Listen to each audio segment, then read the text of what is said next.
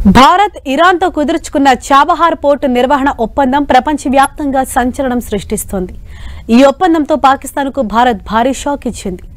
ఏళ్ల తరబడి సాగిన సంప్రదింపుల తర్వాత భారత్ ఇరాన్ దీర్ఘకాలిక ఒప్పందంపై సంతకం చేశాయి.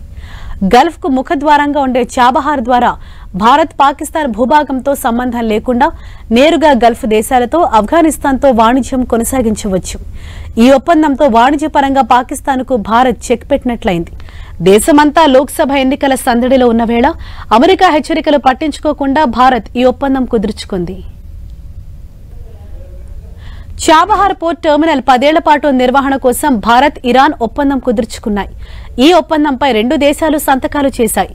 మధ్య ఆసియా దేశాలతో భారత్ వాణిజ్యానికి చాబహార్ పోర్ట్ ప్రధాన మార్గం.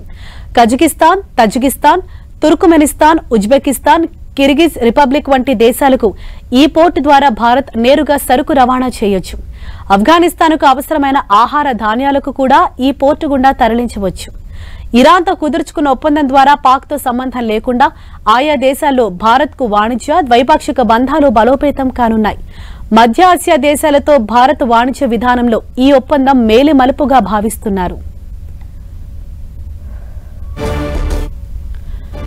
2016లో ప్రధాని మోదీ ఇరాన్లో పర్యటించినప్పుడు భారత్ ఇరాన్ మధ్య ఒప్పందం కుదిరింది. ఈ ఒప్పందాన్ని ఇప్పుడు కొనసాగించేలా కీలక పత్రాలపై ఇరు దేశాలు సంతకాలు చేశాయి. విదేశాల్లో ఓడరేవు నిర్వహణ చేపట్టడం భారత్కు ఇదే తొలిసారి. 10 ఏళ్ల పాటు ఈ ఒప్పందం అమల్లో ఉండనుంది. అటు భారత్ ఇరాన్ ఒప్పందంపై అమెరికా బహిరంగంగానే అసహనం వ్యక్తం చేసింది. ఇరాన్తో వ్యాపార లావాదేవీలు జరిపే ఏ దేశానికైనా ఆంక్షల ముప్పు తప్పదని హెచ్చరించింది.